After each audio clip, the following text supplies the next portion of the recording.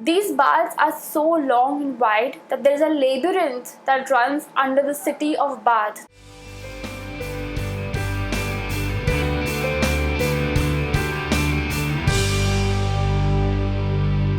Hello, guys, and welcome to the sixth episode of Giggly Magazine podcast. I am Shania Wagh, owner and founder of Giggly Magazine, and this week we are going right to the city of Bath in England. And you must be thinking, what a funny name is Bath. Actually, it kind of gets the name Bath from a regular bath. And how is that? Bath is finds its roots going all the way back to the Roman times, and its past is obscure in history, myths, and legend. This area today is so Georgian, it takes you right back to Jane Austen novels. And well, that's right, because Jane Austen did base her novels in Bath. All the parties and ballrooms are all in Bath, and she lived here for a while.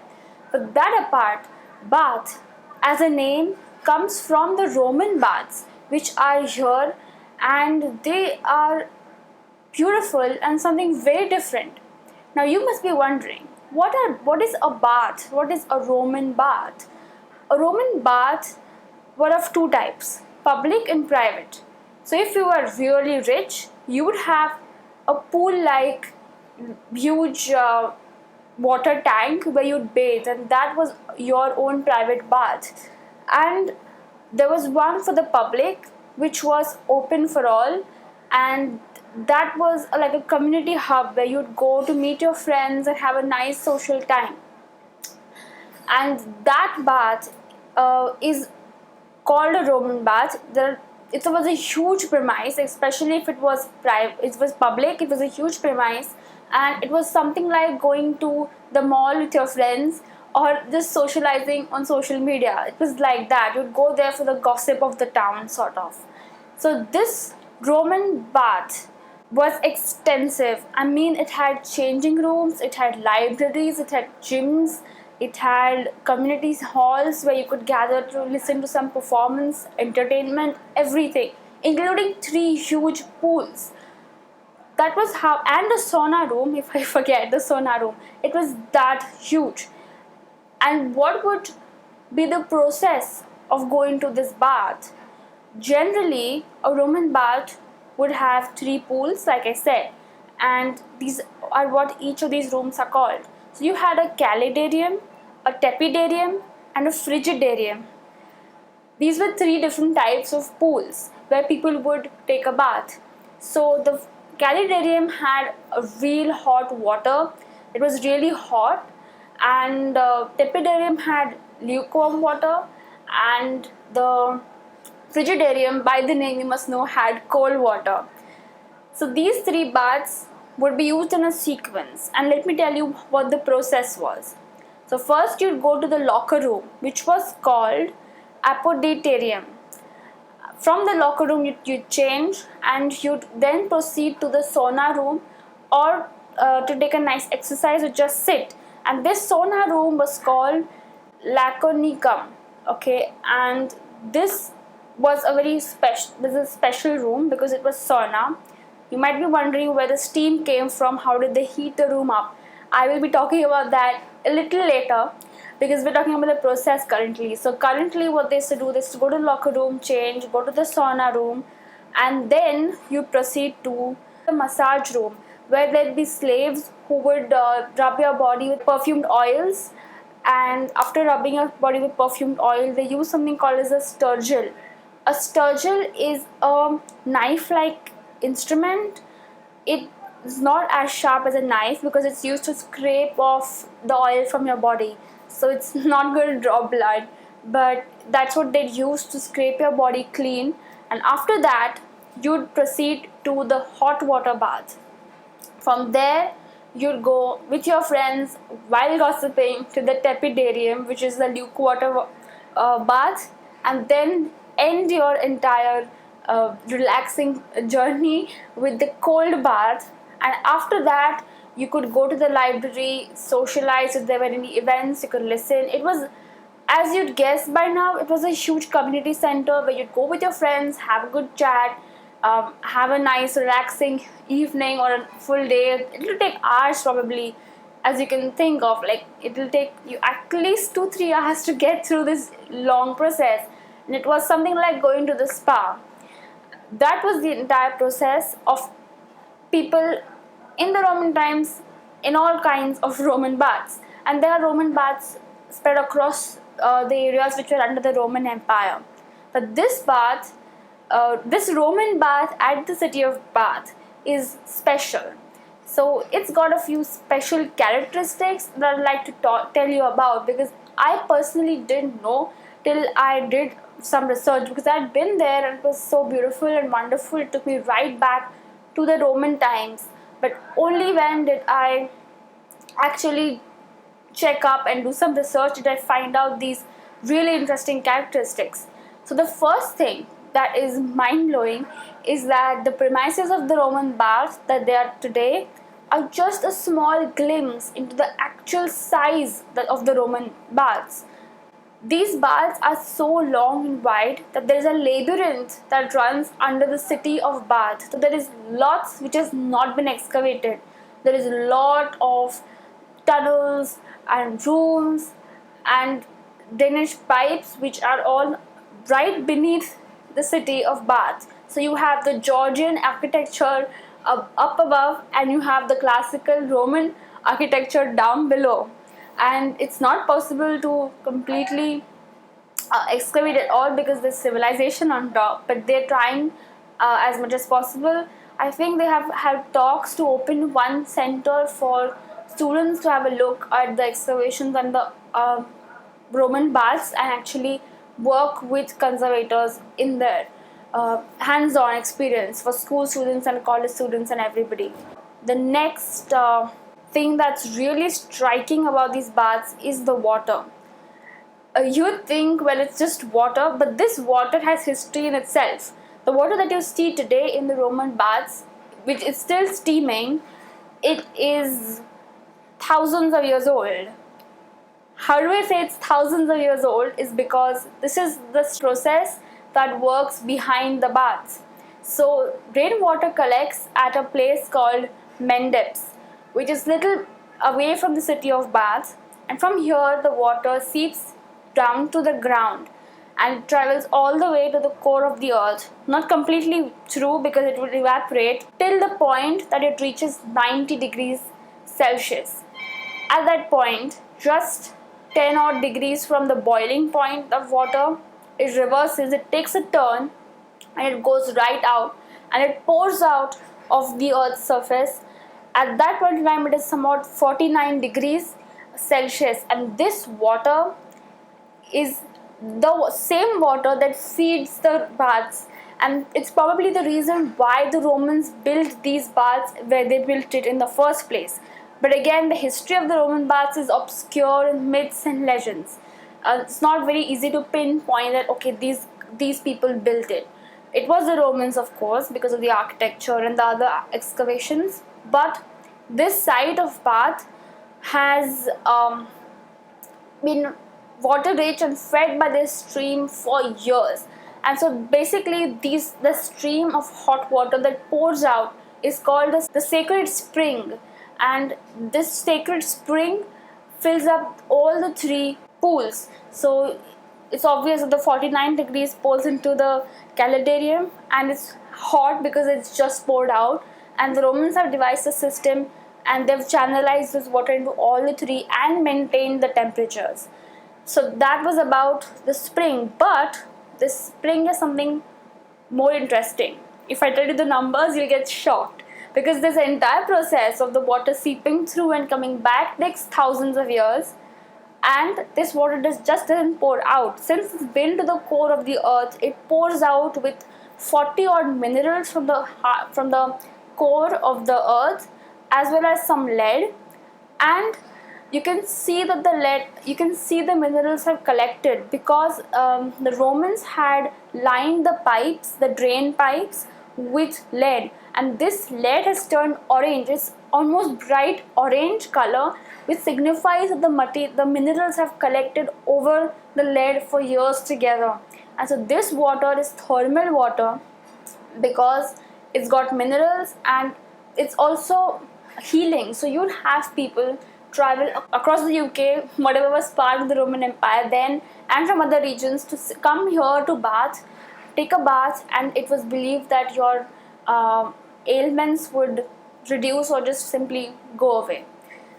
That was the thing about the stream. It's that's why it's a sacred stream, because it heals you. And if you were to know how much water actually pours out of the spring daily, you should take a guess first. Think of a number in your mind, because this is staggering. Daily, from the sacred spring, there is about 240,000 gallons of water that pours out.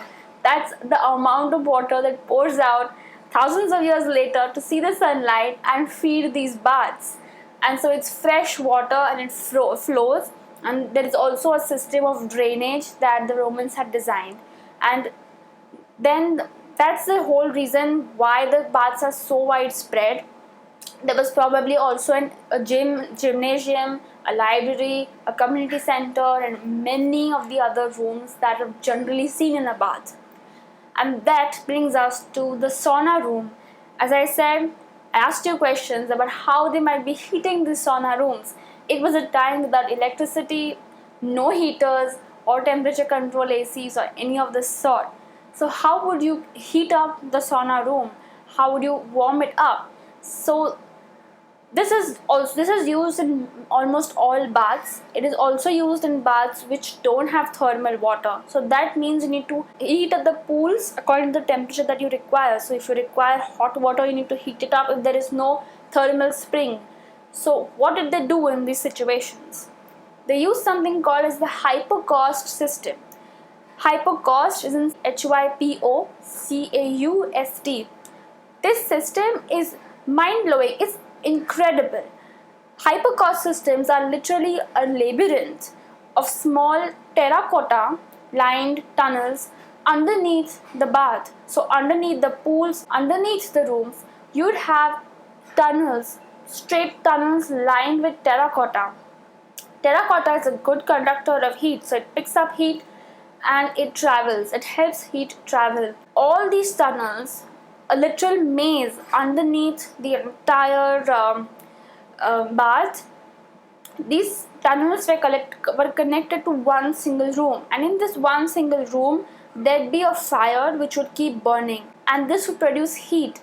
This heat would be channelized by the terracotta. The terracotta would help this heat move from these tunnels, spreading across the rooms, and they heat up the floor. If the floor heats up, the room would also heat up. This was the Hypocaust system.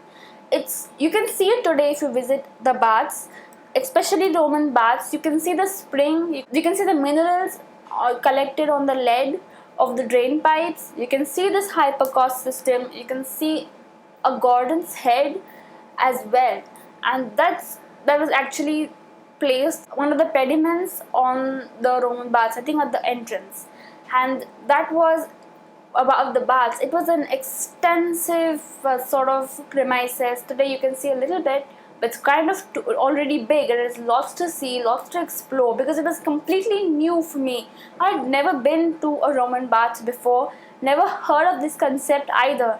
So when I looked it up later, I found out that this was really good infrastructure, to be honest, because to manage this, to channelize the springs, to build this infrastructure, the rooms, the Hypocaust systems, it was extensive work, and it was in classical architecture. You can still see it, you can admire it, and you'll also find out that the Roman baths have a bit of Georgian architecture as well, which is added a little later. There is some history behind that. I'll share that history to you in the next video probably. So that is about the baths. And if you're wondering who used these baths, it was used by both the genders. If your premise was actually really big and you could have two different sets of Roman baths, one for men and one for women, And if you couldn't do that, they just had different timings. So men would come at this time and the women at that time. And what I have researched, I also found an article, don't remember who had written it, but they said that the Roman baths were open for all.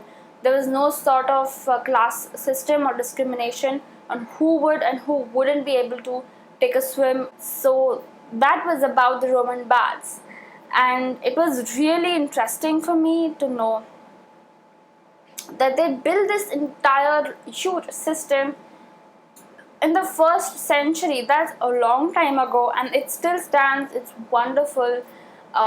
Little bit is crumbling, but you can still go there and admire what they've done. I can still see the bath steaming, so that's something. You can't enter the water. Somebody tried that and got a lot of backlash for it. It's not good to do that because it might not be hygienic. Nobody's cleaned that water up for you. It's not the same as the Romans when they used it. So that's about all. There's lots more to say about the Roman baths, and I'll probably make a new video on it because I don't want to keep going on and on about it. So that leads us to the next segment of the quizzes.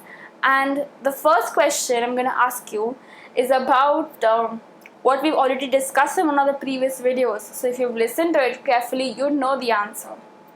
So, from which castle did the alchemist John Damien decide to fly to France? Let me repeat the question. From which castle did John Damien, the alchemist, decide to fly to France? Name the castle. So, the second question. Which castle in Germany is owned by the same family for 33 generations? Name the castle which is owned by the same family for 33 generations in Germany. The third question is, which famous Hindu temple is located at Thiruvananthapuram? A hint would be that this deity is the deity of Thiruvananthapuram. So, which famous temple is located in Thiruvananthapuram? Thiruvananthapuram is the capital of the state of Kerala. It's a famous temple even if you don't know the city's name. Fourth question is, how many people can be seated in the Roman Colosseum currently? So previously it was 65,000 when the Romans were around. What is the number of people that can be seated in the Roman Colosseum currently? You take the pick, you let me know. And the fifth question, last question is, in which Asian country is the ancient city of Bagan located? In which Asian country is the historic ancient city of Bagan located? Bagan. Which country? You name it. So that was the 5 questions. You can answer them. You can reply to me on Instagram or on Facebook, or you can just email it to me at editor@giggly.in. And that leads us to the last segment, or something new I found out this week. And something new I found out this week will take me right back to the Roman Colosseum. The Roman Colosseum being the big amphitheater. I'm not going to tell you how many people are seated in it. That's your question. It was previously seating 65,000 people. What I found out about this Roman Colosseum in its beautiful ancient aura is that it dates back to 72 to 80 AD. That's a long time, so many centuries in the middle. And still it stands, still visited by people. So what is its secret? The Roman Colosseum is built using travertine, which is a building material which was used by the Romans extensively. And then there is tuff. Tuff is a rock that is made from volcanic ash, and they use brick-faced concrete. Yes, concrete was around when the Romans came. They were kind of the people who invented early sites of concrete. So they used brick-faced concrete at that time to build the Roman Colosseum between 72 and 80 AD. That's amazing. So you could probably guess from this video that Romans had extensive knowledge about architecture and infrastructure, because they've done a really good job in inventing these systems, because they basically were in countries which get cold, and England is known for being cold for most of the year and very rainy. So they Hypocaust system is a really good way. I imagine people loved going to the sauna because you would heat up. So it was something I think that was majorly around for people to enjoy, because going to the Roman baths must have been a very enjoyable experience, especially if it's cold out and you're taking a warm thermal bath. That was about this week. We talked about the Roman baths, we had questions, and then the Roman Colosseum in Rome. So that was this week. I hope you had a good time. I will see you next Friday with a new podcast. Till then, there's lots to see from the previous podcast, as well as Giggly Magazines on social media. So you can find it on Facebook, Instagram, and TikTok. And if you have questions that you would want me to answer, please write them to me at editor@gigly.in. I'll address it in video, or I'll just reply back to you. So that's about this week. See you next Friday with a new video. Bye bye.